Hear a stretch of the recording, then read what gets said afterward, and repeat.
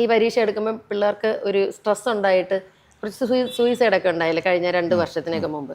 അതുകൊണ്ട് ഞാൻ കുറേ വീഡിയോസ് അതിൻ്റെ ചെയ്തിട്ടുണ്ടായിരുന്നു. കാരണം സ്ട്രെസ് റിലീഫിന് വേണ്ടിയിട്ടുള്ള വീഡിയോസ്. അതെങ്ങനെയാണ് ഈസി ആയിട്ട് കുട്ടികൾക്ക് പറഞ്ഞു കൊടുക്കുന്നത്? അതിപ്പോൾ ഈ സമയത്ത് ഞാനൊരു വീഡിയോ, അതായത് ഇപ്പോഴത്തെ SLC കഴിഞ്ഞപ്പോഴും ഇട്ടു. A+ൻ്റെ എണ്ണം കുറവാണ്. അപ്പോൾ തന്നെ വീടുകളിൽ വളരെ പ്രശ്നമാണ്, പ്രഷറൈസ് ചെയ്യുന്നുണ്ട്, കുട്ടികളെ വിഷമിപ്പിക്കുന്നുണ്ടാവും, തോക്കുന്ന കുട്ടികളുണ്ട്. അപ്പോൾ ജീവിതത്തിൻ്റെ അവസാന പടിയല്ല ഈ SSLC. ഇത് കഴിഞ്ഞ് നമ്മൾ എത്രയോ കാലം മുമ്പോട്ട് പോയിട്ടാണ് നമ്മുടെ ജീവിത വിജയം തീരുമാനിക്കപ്പെടുന്നത്. അപ്പോൾ ആ ഒരു ലക്ഷ്യം അല്ലെങ്കിൽ അതൊന്ന് കിട്ടിക്കഴിഞ്ഞാൽ കുട്ടികൾ കുറച്ചുകൂടെ ബോൾഡാവും. അല്ലെങ്കിൽ ഇത് 10th കഴിഞ്ഞാൽ അവരുടെ വിദ്യാഭ്യാസം അവിടെ അവസാനിക്കുന്നില്ല. തോറ്റാൽ പോലും എത്രയോ ആളുകൾ വലിയ സ്ഥാനങ്ങളിലായിരിക്കുന്നു. തീർച്ചയായിട്ടും. അതുപോലെ തന്നെ വേറൊന്നും സംഭവിക്കാറുണ്ട്. ഇപ്പം ഒരു കുട്ടി എന്നെ ഇഷ്ടപ്പെട്ട് അവൻ ഏറ്റവും ഇഷ്ടപ്പെട്ട കോഴ്സ് അവൻ സെലക്ട് ചെയ്ത് ഒരു 2 മാസം കഴിയുമ്പോഴാണ് മനസ്സിലാവുന്നത് എനിക്ക് ആ അറ്റ്മോസ്ഫിയറായിട്ട് അഡ്ജസ്റ്റ് ചെയ്യാൻ പറ്റുന്നില്ല. അപ്പോൾ ആ കോഴ്സിൽ നിന്ന് അവൻ സ്കൂട്ടായി, അവൻ പോയില്ല. അപ്പം പാരൻസിന് വീണ്ടും ടെൻഷനായി. അത് കഴിഞ്ഞിട്ട് മറ്റൊരു കോഴ്സിലേക്ക് കൊണ്ടാക്കുന്നു അല്ലെങ്കിൽ എത്തുന്നു, 1 വർഷം പോഴേ ലോസായി. ആ കോഴ്സിലും കുറച്ച് കഴിയുമ്പോൾ മാനസികമായി ആ കുട്ടിക്ക് അത് കണ്ടിന്യൂ ചെയ്യാൻ പറ്റാതെ വരുമ്പോൾ അങ്ങനെയുള്ളവർക്ക് എന്തായിരിക്കും ഉപദേശം കൊടുക്കുക? സാർ, തീർച്ചയായിട്ടും കുട്ടികളുടെ അഭിരുചിക്ക് നമ്മൾ കൂടുതൽ പ്രാധാന്യം കൊടുത്തേ പറ്റൂ. കാരണം ഇന്നത്തെ കാലത്ത് മുമ്പത്തെക്കാളും നമ്മുടെ കാലത്ത് പോലെയല്ല, നെറ്റ് വഴിയൊക്കെ അവർക്ക് വളരെ ഓപ്ഷൻസ് ഉണ്ട്, ചോയ്സിനുള്ള ഓപ്ഷൻസ് കൂടുതലാണ്. പിന്നെ ചില സന്ദർഭങ്ങളിൽ മാതാപിതാക്കളുടെ അഡ്വൈസ് കൂടെ നമ്മൾ കണക്കിലെടുക്കണം. കാരണം ഒരു 15 വയസ്സുകാരൻ്റെ അല്ലെങ്കിൽ ഒരു 17 വയസ്സുകാരൻ്റെ കപ്പാസിറ്റി, റീസണിങ് കപ്പാസിറ്റി അല്ല ഒരു മുതിർന്ന മാതാപിതാക്കൾക്കുള്ളത് അല്ലെങ്കിൽ അധ്യാപകർക്കുള്ളത്. അപ്പോൾ അവർ പറയുന്ന ആ ഗൈഡൻസ് കൂടെ കണക്കിലെടുത്തുകൊണ്ട് എന്നാൽ നമുക്ക് ഇഷ്ടപ്പെട്ട ഒരു രീതിയിലേക്ക് ലൈഫിലെ ആ ഒരു സബ്ജക്റ്റ് അല്ലെങ്കിൽ എന്താണോ ഏതിലേക്കാണോ പോകേണ്ടത് അത് തിരഞ്ഞെടുക്കാൻ കഴിഞ്ഞാൽ ജീവിതം കുറച്ചുകൂടെ നമുക്ക് ഈസി ആയിട്ട് മുമ്പോട്ട് കൊണ്ടുപോകാൻ പറ്റും. പിന്നെ അല്ലാതെ തന്നെ പാരൻസ് ഇങ്ങനെ നിർബന്ധിച്ച് പഠിപ്പിച്ച് ഇപ്പോൾ എഞ്ചിനീയർ ആക്കുന്ന, ഡോക്ടർ ആക്കുന്ന കുട്ടികൾ അത് കഴിഞ്ഞിട്ട്, എനിക്ക് എത്രയോ കുട്ടികൾ അങ്ങനെ പരിചയമുണ്ടെന്ന് അറിയാം സാർ. എഞ്ചിനീയറൊക്കെ ആയി കഴിഞ്ഞിട്ട് പിന്നെ തിരിച്ചവരെന്ത് ചെയ്യുന്നു, തിരികെ അവർക്ക് ഇഷ്ടപ്പെട്ട മ്യൂസിക് ഫീൽഡിലേക്ക് വരുന്നു, ആക്ടിങ് ഫീൽഡിലേക്ക് വരുന്നു. അപ്പോൾ അങ്ങനെ വരുന്ന കുട്ടികളും ഉണ്ട്.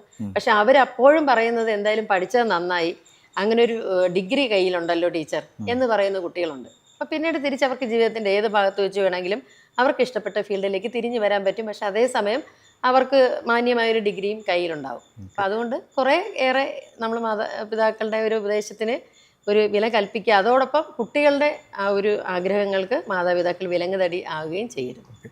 എവിടെയാണ് ഷീബ പഠിച്ചതൊക്കെ? ഞാൻ പഠിച്ചത് ഒരു എയ്ഡഡ് സ്കൂളിലാണ് സാർ. 10ാം ക്ലാസ് വരെ നേമം വിക്ടറി ബോയ്സ് ഹൈസ്കൂൾ. 1 മുതലല്ല, തൊട്ടടുത്ത് ഒരു മലങ്കര LP സ്കൂൾ ഉണ്ടായിരുന്നു. 1 മുതൽ 4 വരെ അവിടെയാണ് പഠിച്ചത്. അത് കഴിഞ്ഞിട്ട് എൻ്റെ അച്ഛൻ ഒരു മലയാള അധ്യാപകനായിരുന്നു. മലയാളം ഇത്രയും നന്നായിട്ട് ക്ലാസ് എടുക്കുന്നത് എനിക്ക് ഏറ്റവും ഞാൻ മാതൃകയാക്കുന്നത് എൻ്റെ പപ്പയെ തന്നെയാണ്. കാരണം വീട്ടിൽ ഒത്തിരി ട്യൂഷൻസ് ഉണ്ടായിരുന്നു. 30 വർഷത്തെ സർവീസുള്ള വ്യക്തിയായിരുന്നു. അപ്പോൾ അദ്ദേഹം ട്യൂഷൻ എടുക്കുമ്പോൾ രാവിലെ എണീക്കുമ്പോഴേ കേൾക്കുന്നത് വള്ളത്തോളിൻ്റെയും കുമാരനാശൻ്റെയൊക്കെ കൃതികൾ. ഇങ്ങനെ ആൺകുട്ടികളാണ്, അവർ രാവിലെ 6 മണിക്ക് ട്യൂഷൻ വരും. സെൻറ് തോമസിലും ഒക്കെ പഠിക്കുന്ന കുട്ടികളാണ്.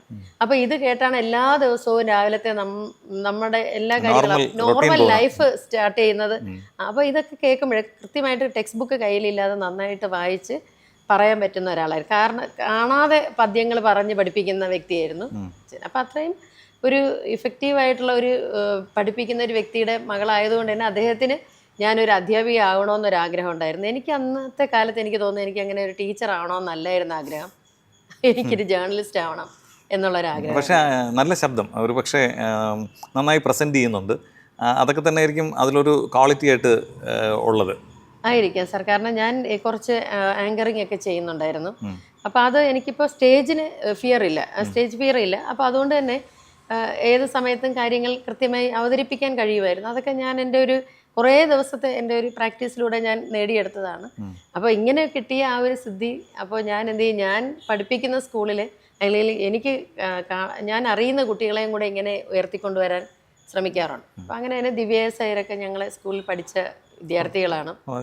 പ്രസംഗത്തിനും ഒക്കെ ഇങ്ങനെയുള്ള പ്രമുഖരായ പല വ്യക്തികളെയും, പേളിമാണി ഇങ്ങനെയുള്ള വ്യക്തികളെയൊക്കെ നമ്മൾ ഫ്രണ്ടിലോട്ട്, അതായത് യൂത്ത് ഫെസ്റ്റിവലിൻ്റെ ഒക്കെ ചാർജ് ഉണ്ടായിരുന്നതുകൊണ്ട് ഇവരെയൊക്കെ മുന്നിലേക്ക് കൊണ്ടുവരാൻ ഹോളി ഏഞ്ചൽസ് കോൺവെന്റ് എന്ന് പറയുന്ന സ്ഥാപനം എന്നെ വളരെയധികം ഹെൽപ്പ് ചെയ്തു. കാരണം എനിക്ക് യൂത്ത് ഫെസ്റ്റിവലിൻ്റെ ഒക്കെ ചാർജ് ഉണ്ടായിരുന്നു. പിന്നെ ഇങ്ങനെയുള്ള കുട്ടികളെ നമ്മൾ പെട്ടെന്ന് ക്യാച്ച് ചെയ്യാൻ എനിക്ക് പറ്റുമായിരുന്നു.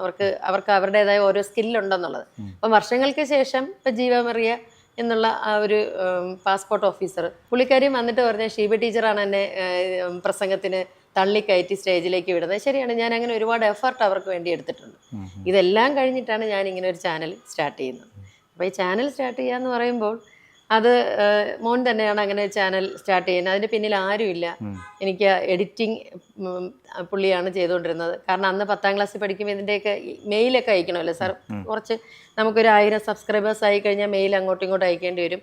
ഇതെല്ലാം അവൻ തന്നെയാണ് മറ്റ് ചാനലുകളിൽ നോക്കിയിട്ട് എങ്ങനെ മെയിലിന് റിപ്ലൈ ചെയ്യണം, അതൊക്കെ കുറച്ച് പ്രോസസ്സ് ബുദ്ധിമുട്ടുള്ളതായിരുന്നു. അവിടുത്തെ ബാങ്കിങ് ഇടപാടുകൾ ഇതെല്ലാം എൻ്റെ മോൻ തന്നെയാണ് ചെയ്തിരുന്നത്. അപ്പോൾ എനിക്ക് പുറത്ത് വേറെ ആരെയും ഹെൽപ്പ് തേടേണ്ടി വന്നിട്ടില്ല.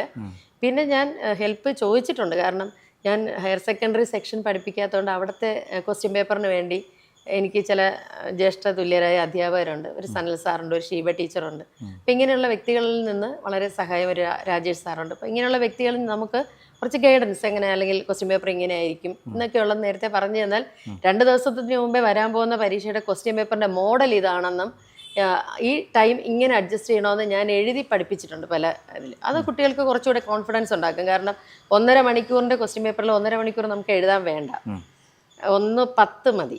20 മിനിറ്റ് നമുക്ക് എക്സ്ട്രാ ആണ്. അങ്ങനെയാണ് ക്വസ്റ്റ്യൻ പേപ്പർ വരുന്നത്. അപ്പോൾ അത് ടൈം ശ്രദ്ധിക്കാതെയാണ് പലരും ആവശ്യമില്ല. ചിലപ്പോൾ ഒരു പാരഗ്രാഫ് എഴുതേണ്ടതിന് പകരം ഒരു പേജ് എഴുതുന്നവരുണ്ട്.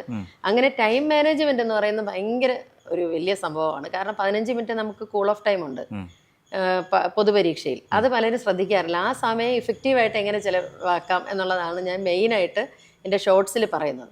ആ 15 മിനിറ്റ് നാം കൃത്യമായിട്ട് നമ്മൾ ചിലവാക്കുകയാണെങ്കിൽ അതനുസരിച്ച് പിന്നീട് ബാക്കി നമ്മൾ എഴുതാൻ തുടങ്ങുമ്പോൾ കിട്ടുന്ന കറക്റ്റ് 1.5 മണിക്കൂർ നമുക്ക് വ്യക്തമായിട്ട് ക്ലിയർ ആയിട്ട് അവിടെ എഴുതി നിർത്താൻ കഴിയും. ഈ സമയം കിട്ടിയില്ല എന്നൊരു പ്രശ്നം പിന്നെ ഉണ്ടാകുന്നില്ല. അപ്പോൾ കുട്ടികൾക്ക് പിന്നെയും ടെൻഷനാണ്. പരീക്ഷ കഴിഞ്ഞിട്ട് വന്നിട്ട് വീഡിയോയുടെ താഴെ അവർ ചോദിക്കും അക്ഷര തെറ്റുണ്ട്, അല്ലെങ്കിൽ ക്വസ്റ്റ്യൻ്റെ നമ്പർ ഇട്ടില്ല, മാർക്ക് കുറയോ ടീച്ചർ. ഞാൻ വെറുതെ മെസ്സേജ് ഇടില്ല മക്കളെ, മാർക്കൊന്നും കുറയില്ല.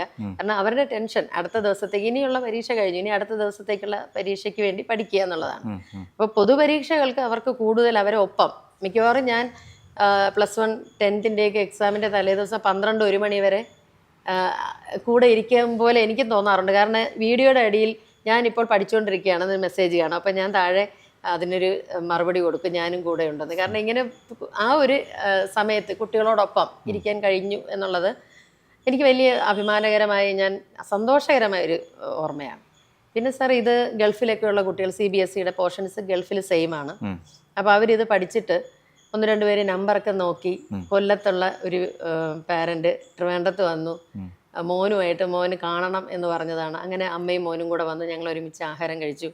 പിന്നെ വീഡിയോ കോൾ വിളിച്ച് എന്നെ ഹസ്ബൻഡ് കാണിച്ചു കൊടുത്തു. ഭയങ്കര സന്തോഷമായിരുന്നു. ചിലർ വന്ന് നമുക്കിങ്ങനെ ഈ സന്തോഷം പ്രകടിപ്പിക്കുമ്പോൾ, അതായത് പ്രത്യേകിച്ച് ഫോറിൻ രാജ്യങ്ങളിലുള്ളവർക്ക്, ഈ സിംഗപ്പൂർ അവിടെയൊക്കെ ഉള്ളവർക്ക് ഈ ലാംഗ്വേജ് എന്ന് പറയുന്നത് ഭയങ്കര ബുദ്ധിമുട്ടാണ് കുട്ടികൾക്ക്. ബാക്കി എല്ലാത്തിനും ഒരു മിടുക്കരായിരിക്കും. അപ്പോൾ അവർക്ക് വളരെ ലൈറ്റായിട്ട് കാര്യങ്ങൾ, കുറച്ച് പഠിക്കാനുള്ള പാഠങ്ങൾ 10th ബുദ്ധിമുട്ട്, മഹാഭാരതം ഒക്കെ ഉണ്ടായിരുന്നല്ലോ. അപ്പോൾ അതിൻ്റെയൊക്കെ പ്രശ്നങ്ങളെന്ന് പറഞ്ഞാൽ എഴുത്തച്ഛൻ്റെ കൃതികളെന്നൊക്കെ പറഞ്ഞാൽ ലക്ഷ്മണ സാന്ത്വനം എന്ന് പറഞ്ഞൊരു പാഠം ഒരു 5-6 ദിവസം കൊണ്ട് ക്ലാസ്സിൽ എടുക്കേണ്ടതാണ്. അത് ഞാൻ 3 വീഡിയോയിലാണ് ഒതുക്കിയത്. പക്ഷെ ആ 3 വീഡിയോയിൽ കൂടെ കൃത്യമായിട്ട് അവർക്ക് കാര്യങ്ങൾ പറഞ്ഞു കൊടുക്കാൻ പറ്റി. പിന്നെ കുറച്ചുകൂടി ഞാൻ ചെറുതാക്കി വീഡിയോസ് ഇടാൻ, ചെറിയ ഷോർട്ട് വീഡിയോകൾ. ശരിക്കും പറഞ്ഞാൽ വിഷ്വൽ ട്രീറ്റ്മെൻറ്റ് എപ്പോഴും നല്ലതാണ്. കുട്ടികൾക്ക് കൂടുതൽ നമ്മൾ ഒരു കാര്യം പറയുമ്പോൾ അത് വിഷ്വലി അവർ ഇമാജിൻ ചെയ്യാണല്ലോ. അത് ടീച്ചർ ചെയ്ത ഏറ്റവും വലിയൊരു കാര്യമാണ്. അപ്പോൾ അതുകൊണ്ടാണ് കുട്ടികൾ കൂടുതൽ ടീച്ചറിൻ്റെ അടുത്തേക്ക് ആ ഒരു മീഡിയയിലൂടെ എത്താൻ കാരണമായത്.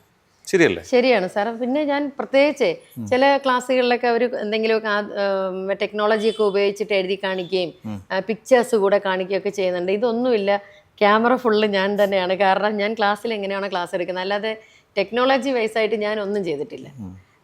കാരണം എൻ്റെ മുന്നിലിരിക്കുന്ന കുട്ടികൾക്ക് ഞാൻ അവരുടെ അടുത്തിരിക്കുന്ന പോലെ തോന്നണം എന്നൊരു ഫീലിംഗ് ആണ് എനിക്ക് തോന്നിയിട്ടുള്ളത്. അതുകൊണ്ടായിരിക്കും അവർക്കും ഞാൻ അടുത്തുണ്ടെന്ന് തോന്നില്ല. ഇപ്പോൾ എന്നോട് ഒരു അധ്യാപിക പറഞ്ഞത്, എനിക്ക് +1 ക്ലാസ് കിട്ടിയപ്പോൾ ആദ്യമായിട്ട് ഞാൻ ടീച്ചറിൻ്റെ വീഡിയോ കണ്ടു, ഒരു വീഡിയോ കണ്ടു, പിന്നെ രണ്ടാമത്തെ കണ്ടു, പിന്നെ 3 മണി വരെ ഏതാണ്ട് പിന്നെ 3 മണി വരെ ഞാൻ ടീച്ചറിൻ്റെ വീഡിയോസ് ഇങ്ങനെ കണ്ടുകൊണ്ടിരിക്കുകയായിരുന്നു. ടീച്ചർ അപ്പോൾ എൻ്റെ ഒപ്പം റൂമിലുള്ളതായിട്ട് എനിക്ക് തോന്നി എന്ന് പറഞ്ഞു. അപ്പോൾ എനിക്ക് തോന്നുന്നു ഇതുപോലെ ആയിരിക്കും ഓരോ കുട്ടികൾക്ക്. അപ്പം വേറെ നമ്മൾ എന്തെങ്കിലും എക്സ്ട്രാ ടെക്നിക്കലായിട്ട് എന്തെങ്കിലുമൊക്കെ ഉപയോഗിച്ച് പടങ്ങളോ അല്ലെങ്കിൽ കൂടെ വീഡിയോസ് ആഡ് ചെയ്യുന്നതിന് പകരം നമ്മൾ തന്നെ അടുത്തിരുന്ന് കുട്ടിക്ക് പറഞ്ഞു കൊടുക്കുന്നത് പോലെ. ഇപ്പം എൻ്റെ മോനും ഹയർ സെക്കൻഡറിക്കും +1-നും +2-നും ഒക്കെ എൻ്റെ വീഡിയോ തന്നെയാണ് പഠിച്ചത്. ഞാൻ അവന് പ്രത്യേകിച്ച് പറഞ്ഞു കൊടുത്തിട്ടില്ല. ഞാൻ പറഞ്ഞ ടെക്സ്റ്റ് ബുക്ക് കയ്യിലെടുക്കുക, എൻ്റെ വീഡിയോ ഓൺ ചെയ്യുക, അങ്ങനെ പഠിക്കാവൂ. കാരണം ടെക്സ്റ്റ് ബുക്കിലെ ഓരോ വരിയും വായിച്ചിട്ടാണ് ഞാൻ കവിതകളെല്ലാം പറഞ്ഞിരിക്കുന്നത്. അപ്പോൾ എന്താണെങ്കിലും അതവിടെ എഴുതണം. ടീച്ചിങ് നോട്ട് പോലെ എഴുതി തന്നെ പഠിച്ച് മുന്നോട്ട് പോകണം. അല്ല വെറുതെ ജസ്റ്റ് വീഡിയോ കേട്ടിട്ട് പോകാനുള്ള ആ ഒരു നിലവാരം ആ ഒരു പ്ലസ് ടു കുട്ടിക്കില്ല. പക്ഷെ കോളേജ് ക്ലാസ്സുകൾ സാർ ഞാനിപ്പോൾ ഏതാണ്ട് 3 സെമസ്റ്റർ കംപ്ലീറ്റ് ചെയ്തു. ഇപ്പോഴത്തെ 4 ഇയർ ഡിഗ്രി പ്രോഗ്രാമിൻ്റെയാണ് ചെയ്തുകൊണ്ടിരിക്കുന്നത്.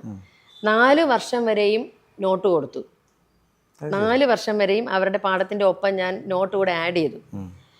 പക്ഷെ അതിനുശേഷം ഞാൻ ഈ ലാസ്റ്റ് 4th സെം ആയപ്പോൾ ഞാൻ അവരോട് പറയുന്നു, ഓരോ ചാപ്റ്റർ കഴിഞ്ഞിട്ട് നിങ്ങൾ ടീച്ചിങ് നോട്ട് എഴുതുക. അതായത് ഞാനിത് വായിച്ച് അവർക്ക് പറഞ്ഞു കൊടുക്കുന്നുണ്ട്. അത് ടീച്ചിങ് നോട്ട് എഴുതിയാലുള്ള ഒരു ഗുണം, പിന്നെ അവർ അതിനു വേണ്ടി പഠിക്കണ്ട. ആ മെമ്മറി അത്രയും അതിൻ്റെ ആ പാഠത്തെക്കുറിച്ചുള്ള എല്ലാം അവർക്ക് കണ്ടന്റ് അവരുടെ ഉള്ളിലുണ്ടാവും. അത് ആ രീതിയിൽ പഠിക്കണം. അല്ലെങ്കിൽ കുട്ടികൾ വെറുതെ നമ്മൾ കൊടുക്കുന്ന മാത്രം പഠിച്ച് മുന്നോട്ട് പോകുന്ന രീതിയായിരിക്കും. അപ്പോൾ പിന്നെ ഒരു കാര്യം, കോളേജ് ക്ലാസ്സുകളിലൊക്കെ ഇപ്പോൾ മലയാളം മെയിനായിട്ട് എടുത്ത് പഠിച്ച കുട്ടികളെക്കാളും അവർക്ക് കുറച്ചുകൂടെ പഠിക്കാനുണ്ടെന്ന് തോന്നുന്നു. അപ്പം ഇന്നത്തെ കാലത്ത് മലയാളത്തിൽ ഇങ്ങനെയുള്ള കട്ടിയുള്ള ചില കഥകളുണ്ട്, ഉത്തരാധുനിക കഥകൾ എന്നൊക്കെ നമുക്ക് പറയാം. പക്ഷെ ആ കഥകൾ, അങ്ങനെയുള്ള കവിതകൾ പെട്ടെന്നൊന്നും ഒറ്റ വായനയിൽ ആർക്കും മനസ്സിലാക്കിയെടുക്കാൻ പറ്റില്ല. അപ്പം മലയാളം കുറച്ച് അവർ അകന്ന് നിൽക്കും. പക്ഷെ എന്തായാലും കോളേജ് ക്ലാസ്സുകളിൽ ഇപ്പോൾ കമ്പൽസറി ആയതുകൊണ്ട് അവർക്കത് പഠിച്ചേ പറ്റൂ. അപ്പം അതുകൊണ്ട് എന്തായാലും ഇങ്ങനെയുള്ളത് എനിക്കും പലതും വായിച്ചിരിക്കുമ്പോൾ കൺഫ്യൂഷൻ തോന്നാറുണ്ട്. ഞാനത് 1-2 പേരോട് ചോദിക്കാറുണ്ട്, ഇങ്ങനെയാണോ അതിൻ്റെ കണ്ടന്റിങ്, അല്ല തെറ്റായിട്ട് പറഞ്ഞു കൊടുക്കാതിരിക്കാൻ മാക്സിമം ശ്രമിക്കാറുണ്ട്.